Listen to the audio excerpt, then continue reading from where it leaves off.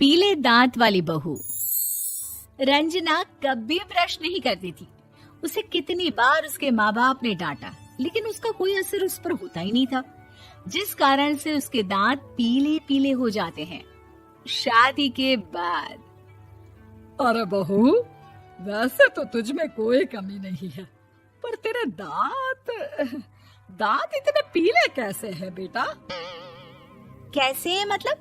कोई सर्जरी थोड़ी ना कराइए। वो तो क्या नाम, मैं ब्रश नहीं करती थी तो पीले हो गए। अब क्या करूं? आप कहें तो लाल करवा लूं या फिर काले?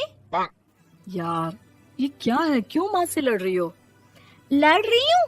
अरे मैं लड़ रही हूँ या ये बोल रही है कि दांत पीले हैं, पीले। अरे तपस्या थोड़ी ना की है इन्हें पीले करने के लिए। बकायदा ब्रश नहीं किया है 20 साल तक, तब जाकर।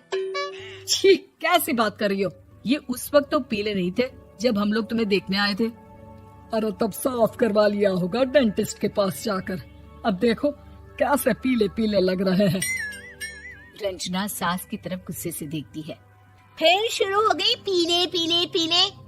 अरे पीले तो तब भी थे जब मेरे हाथ का रसगुल्ला उड़ा उड़ा कर खा रही थी और बोल रही थी, लड़की नहीं गुणों का खजाना दे रहे भाई साहब आप।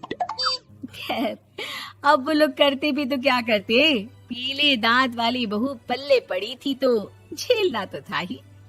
एक दिन कीर्तन में रंजना गाना गा रही थी। अरे कमला बहन, माँ का द्वार है, यहाँ तो सब शुद्ध होकर आते हैं, फिर अपनी बहू को ब्रश भी नहीं करवाती तुम। दूर से पीले पीले दांत भक्ति में बाधा उत्पन्न कर रहे हैं। अरे कोई 2 साल के बच्चे थोड़ी ना लेकर आई हूँ मैं बहू बनाकर। अच्छी खासी लड़की है, अरे कैसे करवाऊं ब्रश? ये तो उसे खुद करना चाहिए ना। अब माँ बाप तो इसके जैसे तैसे निपटा दिए, ये नहीं सोचा कि सास कैसे संभालेगी। सास बहू को लेकर घर आ जाती है, लेकिन सोच लेती है कि अब इसे लेकर कहीं नहीं जाएगी। अगले रोज बहू कहती है, अरे क्या हो गया, मंदिर नहीं जाना क्या? कीर्तन का वक्त हो रहा है। मेरी मधुर वाणी से कान्हा जी जागते हैं और सोते हैं। आप तो जानती है ना उनकी भक्ति में कितना मन लगता है मेरा। वो क्या है ना, तबीयत ठीक नहीं लग रही है मेरी, आराम करूंगी मैं। तबीयत ठीक नहीं लग रही?